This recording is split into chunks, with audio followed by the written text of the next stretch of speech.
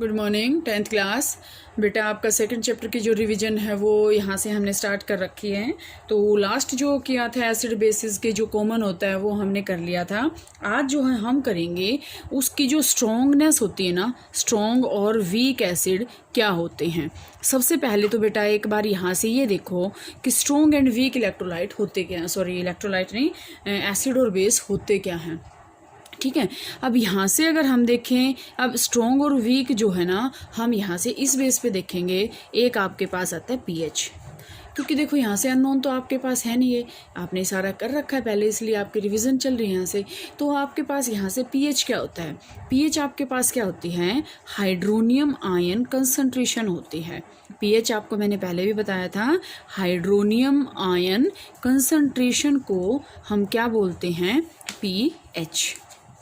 क्या बोलते हैं, पीएच। अब आपके पास क्या है, पीएच पेपर होने के बाद आपके पास क्या आएगा, पीएच पेपर से ही हम जो है इसको स्ट्रॉन्ग और किसी को भी जो भी है वीक या स्ट्रॉन्ग, हम उसी बेस पे कहेंगे कि वो जो है हाइड्रोनियम आयन उसके कंसंट्रेशन कितनी है। तो यहाँ से बेटा हम क्या करते हैं, पीएच जो आपके पास पेपर होता है ना, variation of pH with the change in concentration of hydronium ion and hydroxide ion. अब जैसे मैं यहाँ से आपके पास ये जो है डायग्राम ड्रॉ करती हूँ, एक आपके पास ये है, ठीक है। इसमें आपके पास हम बीच में से कैसे कर लेंगे, दोनों जो है ये हमने मिला दिया। अब यहाँ पे तो क्या है, हाइड्रोनियम आयन कंसंट्रेशन है, और यहाँ पे क्या है, OH नेगेटिव की कंसंट्रेशन है। अब आपको मैंने बताया था कि H पॉजिटिव की कंसंट्रेशन किस में होती है, एसिड्स में, और OH की किस में होती है, बेस में। किस में होती है, बेस में। अब यहाँ से देखो, ये जो आपके पास होता है ये होता है pH 0 to 14 जो है, ये वेरी करता है। यहाँ से हम स्टार्ट करेंगे 0 से इसके बीच में जो होएगा ना, उसको हम क्या बोलेंगे, 7, और यहाँ पे आपके पास क्या आएगा, 14। तो देखो आपके पास यहाँ से जो है दो कैलकुलेशन आएंगी, दो टर्म्स आएंगे। कौन कौन से, देखो, lower the pH, lower pH strong acid, यही आया ना, lower pH strong acid, higher pH strong base, strong base, यही आया कि जितना पीएच को लोअर करेंगे स्ट्रॉन्ग एसिड बनेगा, हायर पीएच होएगा वो कितना बनेगा, स्ट्रॉन्ग बेस बनेगा। यहाँ से देखो 0 to 7। अब यहाँ से जो है अगर हम इस लेवल पे देखते हैं, यहाँ पे हाइड्रोनियम आयन की कंसंट्रेशन सबसे ज़्यादा है। जैसे जैसे जैसे जैसे हम ऊपर जा रहे हैं, हाइड्रोनियम आयन की देखो यहाँ पे इतनी है, लेकिन यहाँ पे अगर हम कैलकुलेट करते हैं तो ये इतनी है। मीन्स यहाँ पे ये जो हाइड्रोनियम आयन कंसंट्रेशन है ये ज़्यादा है, और यहाँ पे जो हाइड्रोनियम आयन कंसंट्रेशन है वो कम है। तो यहाँ के जो एसिड होंगे वो होंगे वीक एसिड, और यहाँ के जो एसिड होंगे वो क्या होंगे, स्ट्रॉन्ग एसिड। अब यहाँ से देखो, अब 7 पे आपके पास क्या आता है, 7 पे जिसका पीएच आता है उसको हम बोलते हैं न्यूट्रल। ठीक है, क्या बोलते हैं, न्यूट्रल बोलते हैं हम इसको। तो न्यूट्रल क्यों बोलते हैं हम इसको, क्योंकि 7 पे जिसका पीएच है उसको हम न्यूट्रल कैलकुलेटेड है कि उसमें ना तो हम हाइड्रोनियम आयन कंसंट्रेशन लेते हैं और ना ही हम उसका हाइड्रोक्साइड आयन कंसंट्रेशन लेते हैं। तो यहाँ पे 7 पे हम क्या लेंगे, इसको न्यूट्रल लेंगे। अब यहाँ पे देखो, अगर हम देखें OH आयन की कंसंट्रेशन, तो यहाँ पे क्या है, बहुत ज़्यादा है ना, बहुत ज़्यादा, तो मतलब लास्ट में तो यहाँ पे ज़्यादा है। तो आपके पास यहाँ से क्या आएगा कि यहाँ से आपके पास ये क्लियर हो जाएगा कि यहाँ से अगर आपके पास ज़्यादा है, लेकिन अगर हम यहाँ देखते हैं, यहाँ हाइड्रोक्साइड आयन कंसंट्रेशन कितनी है, बहुत कम है। तो इट मीन से आपके पास क्या आएगा, देखो बेस के केस में क्या है आपके पास, लोअर पीएच, या फिर हाँ लोअर पीएच है, ये क्या है आपके पास, वीक बेस, और हायर पीएच स्ट्रॉन्ग बेस। ठीक है, मतलब क्या है कि जितना आपके पास अपोजिट है, हाइड्रोनियम आयन की जितनी कम होएगी उतना ही आपके पास क्या होएगा, उसका एसिडिटी जो है उसकी कम होएगी। कम होएगा तो वो स्ट्रॉन्ग एसिड होएगा, ज़्यादा होएगा तो वो उसके पास इसमें एसिडिटी उसकी जो है, एसिड्स की जो स्ट्रेंथ है वो वीक होएगी। ठीक है, इसके बाद हाइड्रोक्साइड आयन है, इसमें भी आपके पास अपोजिट होते हैं। इसके बाद आपके पास जो टॉपिक आता है नेक्स्ट, वो क्या आता है, उसमें आपके पास आएगा कि pH in everyday life, pH in everyday life, मतलब पीएच का जो है हमारे एवरीडे लाइफ में जो है क्या यूज़फुल है। सबसे पहले हम करते हैं, प्लांट्स और एनिमल्स जो होते हैं ना वो पीएच सेंसिटिव होते हैं। प्लांट्स एंड एनिमल्स क्या होते हैं, पीएच सेंसिटिव। पीएच सेंसिटिव का मतलब क्या होता है कि एक स्टेबल रेंज के अंदर ही उनके बॉडी पार्ट्स काम करेंगे, स्टेबल पीएच के अंदर ही वो क्या करेंगे, प्रॉपर फंक्शनिंग होएगी उनकी, प्रॉपर फंक्शनिंग। ठीक है, एक स्टेबल पीएच पे ही वो क्या करेंगे, प्रॉपर फंक्शन करेंगे। ठीक है, हमारी बॉडी जो काम करती है उसका पीएच कितना होता है, 7.0 to 7.8। मतलब हमारी बॉडी जो है मोस्टली जो है न्यूट्रल मीडियम में जो है अपने आप को प्रेफर करती है। एसिड अगर ज़्यादा होएगा तो हमारे स्टमक के अंदर एसिडिटी बननी शुरू हो जाती है।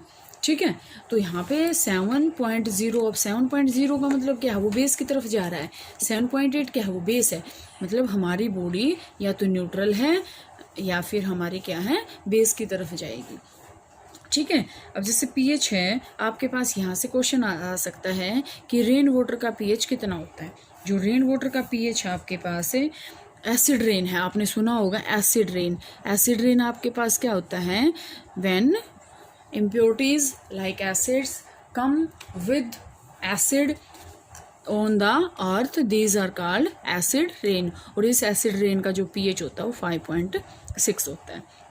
ठीक है, ये आपके पास क्लियर है। इसके बाद आता है अपने डाइजेस्टिव सिस्टम के अंदर जो पीएच है वो कितना होता है।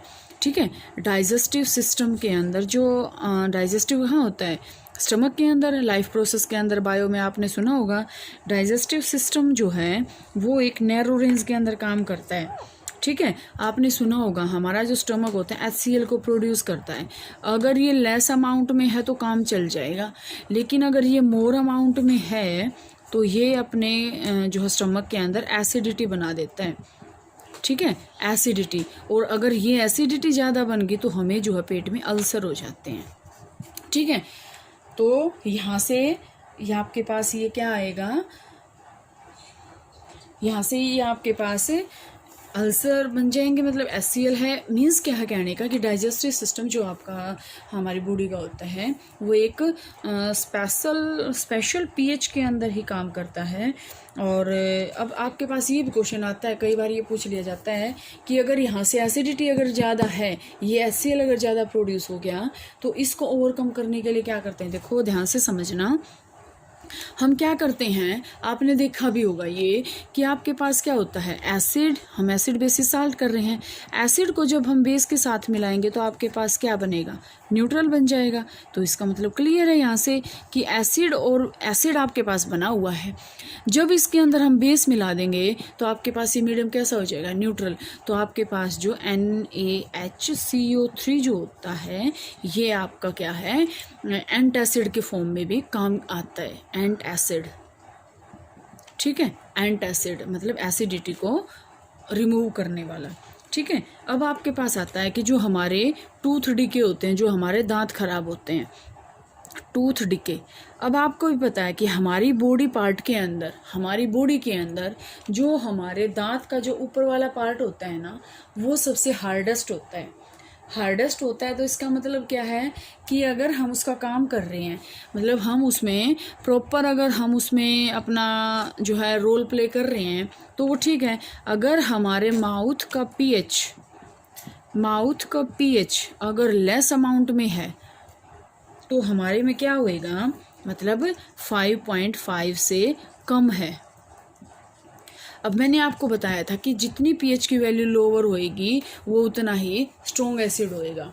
तो स्ट्रॉन्ग एसिड आपके पास क्या करेंगे, ये क्या करेंगे, ये जो एनिमल हमारे दांत का ऊपर वाला पार्ट, स्ट्रॉन्गेस्ट पार्ट, तो ये क्या करेगा, ये इसको जो है ब्रेक करना शुरू कर देगा, और जिसके कारण हमारा जो है टूथ डिके स्टार्ट हो जाता है। ठीक है।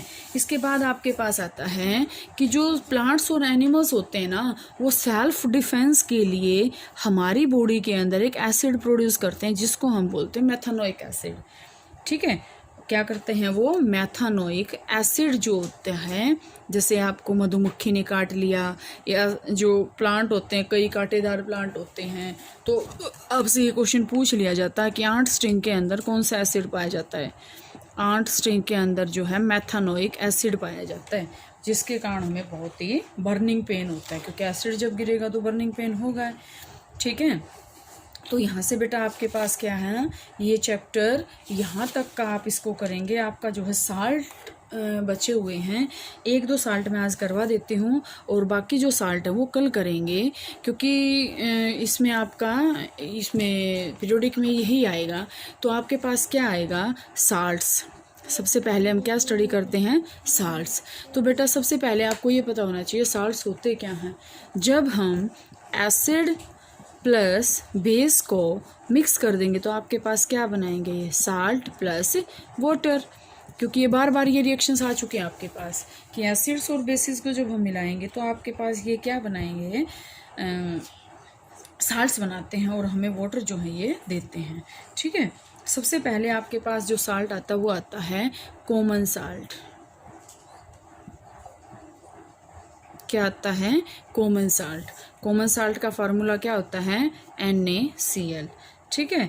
NaCl आपके पास क्या होता है, सी वाटर को जब हम इवेपोरेट करते हैं तो आपके पास क्या बन जाएगा, सी वाटर का इवेपोरेशन जब हम करते हैं, सी वाटर को क्या किया हमने, इवेपोरेट, और इस इवेपोरेशन के बाद आपके पास क्या बन जाएगा, ये NaCl। ठीक है।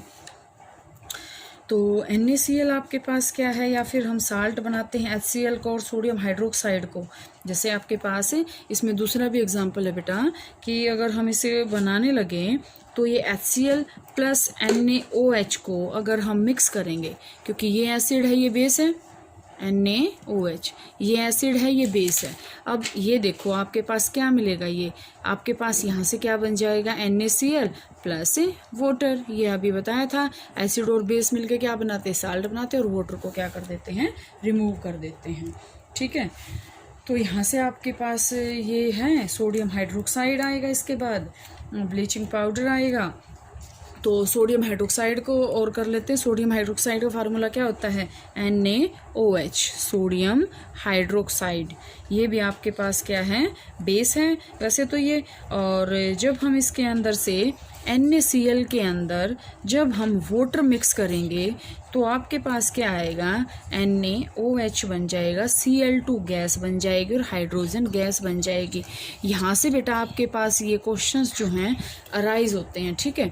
यहाँ से आपके पास ये क्वेश्चन आ सकता है कि जब हम इसका इलेक्ट्रोलाइसिस करते हैं NaCl का, तो आपके पास कौन कौन सी गैसेस प्रोड्यूस होती हैं, तो ये Cl2 क्लोरीन गैस और हाइड्रोजन गैस का 2 का प्रोडक्शन होता है। तो यहाँ से आपके पास ये आएगा कि हमें इसको कैसे करना है। ब्लीचिंग पाउडर और बेकिंग सोडा, वॉशिंग सोडा जो है बेटा कल करेंगे, आप इतना यहाँ तक कर लें।